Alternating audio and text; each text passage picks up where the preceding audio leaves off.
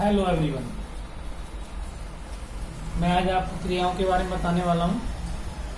क्रियाओं के कितने भेद होते हैं, ये क्रिया क्या होती है, ये हमारे सामने एक सवाल बना हुआ है। हमेशा के लिए इस डाउट को पूरा करने के लिए आज की क्लास में मैं आप सभी का स्वागत करता हूँ। हमारे चैनल का नाम है क्लियर करें। देखते हैं, आइए चलिए हम ले चलते हैं आपको वर्ब्स की ओर। वर्ब्स होते क्या है, ज्यादा आपका समय ना लेते हुए मैं सीधी क्रिया से शुरू करता हूँ। वर्ब्स, हमेशा वर्ब जो लिखा जाता है दा के साथ आता है, इसलिए हम उसको क्रियाओं का रूप देते हैं। वर्ब अकेली नहीं होती, दो प्रकार की होती हैं। अगर ये अकेली होती तो इसमें एस लगाने की जरूरत नहीं पड़ती। वर्ब्स मतलब क्रिया, अर्थात क्रिया। मैंने यहाँ वर्ब को डिनोट किया है, वर्ब के बारे में बताया है। A verb is a word. Verb जो होती है एक शब्द होता है, यूज टू टेल समथिंग, जो हमें ये बता देता है किसी के बारे में या किसी चीज के बारे में। वो क्या हो सकती है चीज, या तो कोई पर्सन होता है, कोई व्यक्ति के बारे में बता सकती है, या फिर थिंग, कोई वस्तु के बारे में भी बता सकती है। एक एग्जाम्पल से पता चलता है, Ram writes a letter. Ram एक पत्र लिखता है, तो राम डूअर है, हमको ये पता है। और उसने काम क्या किया है, क्या काम किया है, क्या शब्द से भी हमको वर्ब के बारे में पता चल जाता है। तो यहाँ एक लेटर लिखा है, और लिखना क्या होता है, राइट। राइट एक क्रिया है, क्रिया यानी कि वर्ब है।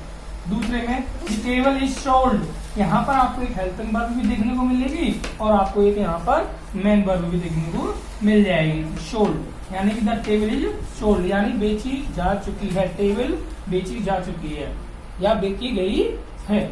अब आते हैं हम इसके भाग पर। मोस्टली क्रियाएं दो प्रकार की होती हैं, काइंड्स ऑफ वर्ब। दो प्रकार की होती हैं।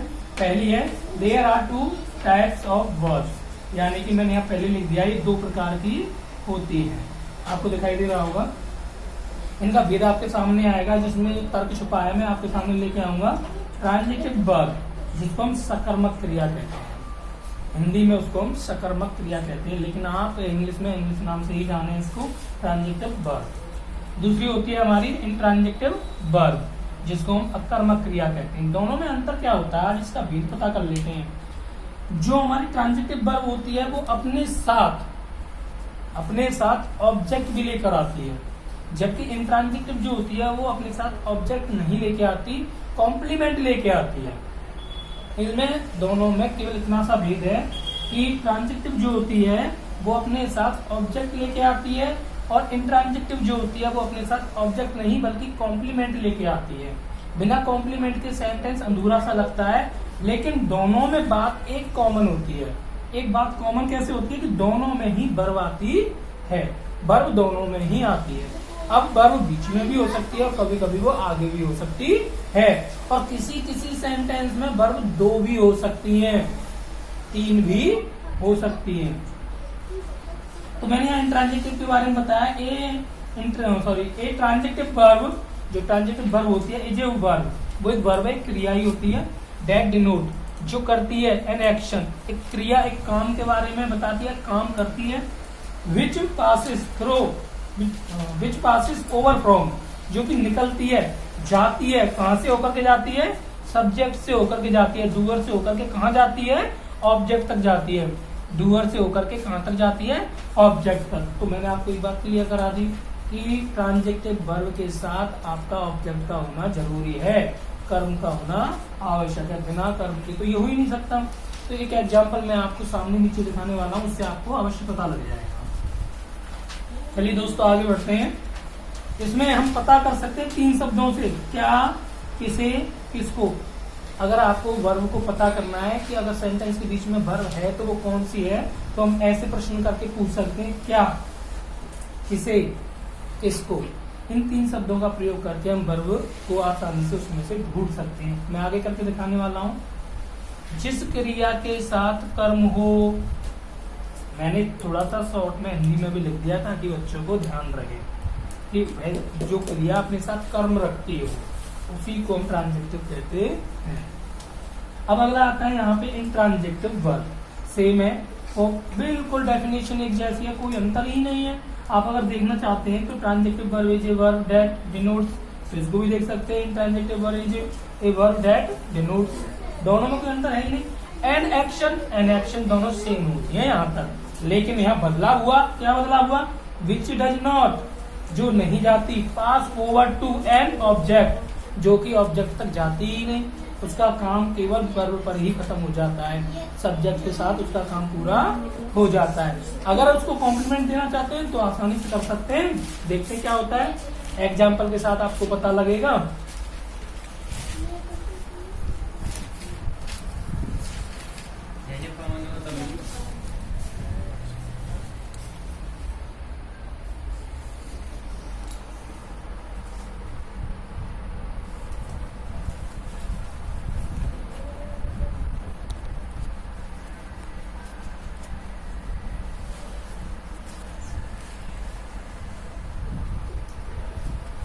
चलिए दोस्तों आगे बढ़ते हैं। एग्जाम्पल से आपको समझ में आएगा इंट्रांजेक्टिव। इंट्रांजेक्टिव की मैंने यहाँ डेफिनेशन जो दी है बहुत ही शॉर्टली लिखाई है, समझ में बहुत जल्दी से आ जाती है कि इंट्रांजेक्टिव होती क्या है। जिसमें आपका कोई कार्य किया जाता है लेकिन वो कार्य कहाँ से गुजरता है, सब्जेक्ट से होकर के आगे की ओर बढ़ जाता है जहाँ तक ऑब्जेक्ट होता है। तो चलिए इसमें देख लेते हैं। डिजॉल्व शुगर इन वाटर, यानी घुल जाती है। कौन? चीनी घुल जाती है। कहाँ? पानी में घुल जाती है। तो यहाँ पर ये डिजॉल्व जो आई है वो अपने साथ क्या लेके आई है? वाटर लेके आई है। वाटर ऑब्जेक्ट बन चुका है इसके लिए पहली बार। जबकि इसमें देखते हैं ट्रांजेक्टिव में आपको पता लगेगा, शुगर डिजॉल्व्स इन वाटर, चीनी घुलती है। कहाँ? पानी में घुलती है। लेकिन अगर इसको हम देखें तो दोनों में डिजॉल्व, एक में तो यह डिजॉल्व आई है केवल, तो डिजॉल्व क्या बन चुकी है इसमें? ऑब्जेक्ट इनफाइनेटिव वर्ब बन चुकी है। इनफाइनेटिव वर्ब टू लगा सकते हैं इसमें, आगे लगा चाहे तो ऐसे कर सकते हैं टू डिजॉल्व, लेकिन अभी हमें आवश्यकता नहीं है टू लगाने की यहाँ पर। तो डिजॉल्व शुगर इन वाटर, पानी में घुल जाती है, हमें पता लग रहा है। तो यहाँ पर चीनी जो है वो पानी में घुलती है, पानी में घुलती है, यहाँ पर घुल जाती है और वहां पर घुलती है। इतना सा अंतर है, केवल घुलती है, घुल जाती है। तो देखने में हमको ये पता लग रहा है कि इसमें आगे क्या हुआ है कि जो वाटर है, वाटर इसमें एक कॉम्प्लीमेंट बना हुआ है। इंट्रांजेक्टिव में वाटर क्या बना? एक कॉम्प्लीमेंट बना हुआ है। The cat caught a rat, बिल्ली चूहे को पकड़ती है या पकड़ा चूहे को, बिल्ली ने क्या किया? चूहे को पकड़ा। तो यह कॉट जो है वो आपकी एक वर्ब है। यहाँ पर his kite caught in the tree, तो कॉट यहाँ पर भी वर्ब है, लेकिन यहाँ पर एक कॉम्प्लीमेंट लेके आई है वर्ब, क्या लेके आई? ट्री, यानी पेड़ में फंस गई उसकी पतंग। और जबकि यहाँ पर कॉट में क्या मतलब है कि चूहे को पकड़ा गया है बिल्ली के द्वारा। द सन मेल्टेड, सूरज की रोशनी से क्या हो जाती है? द स्नो, बर्फ पिघल जाती है। जबकि यहाँ पर आइस मेल्टेड, यानी खुद ही पिघल गई, सूरज की उसमें डूअर की आवश्यकता उसको नहीं पड़ी। लेकिन आगे चलते हैं, ऐसे ही दोस्तों और भी एग्जाम्पल है। लेकिन एक बात इसमें समझ में क्लियर कर देते हैं हम आपकी कि इंट्रांजेक्टिव वर्ब जो होती है, तो दोस्तों इसमें एक बात आती है, इंट्रांजेक्टिव वर्ब जो होती है वो अपने साथ एक कॉम्प्लीमेंट लाती है। तो आप इसको ऑब्जेक्ट ना समझ करके इसको समझेंगे कॉम्प्लीमेंट का रूप। ये जो है इसका एक कॉम्प्लीमेंट रूप है। जैसे कि आपको बता देता हूँ मैं कि रखना पड़ता है कॉम्प्लीमेंट, नहीं तो वो सेंटेंस अधूरा माना जाता है। इन वर्ब को लिंकिंग वर्ब, यानी कि इस वाली वर्ब को हम लिंकिंग वर्ब भी कह सकते हैं। इंट्रांजेक्टिव वर्ब को हम लिंकिंग वर्ब के रूप में भी यूज कर सकते हैं। आगे देखते हैं एग्जाम्पल में, ही इज ए, तो यहाँ पर इज जो आई है वो हेल्पिंग वर्ब है, हेल्पिंग वर्ब। और इसके साथ अब मैं इसको स्टूडेंट को छुपा दूं तो स्टूडेंट का मतलब क्या है कि सेंटेंस में वर्ब तो होती है, ऑब्जेक्ट डूअर मिल गया और वर्ब भी मिल गई, लेकिन स्टूडेंट नहीं मिलता तो सेंटेंस अधूरा माना जाता। इसलिए क्या है कि स्टूडेंट अपने आप में क्या लेके आया, इसके लिए एक कॉम्प्लीमेंट लेके आया, पूरक बन गया इसका। ये मतलब इसने काम पूरा कर दिया, इसका पूरक, पूरा काम करने वाला, इस सेंटेंस पूरा कर दिया। थैंक यू दोस्तों, आपको मेरी वीडियो पसंद आई हो तो लाइक करें। धन्यवाद।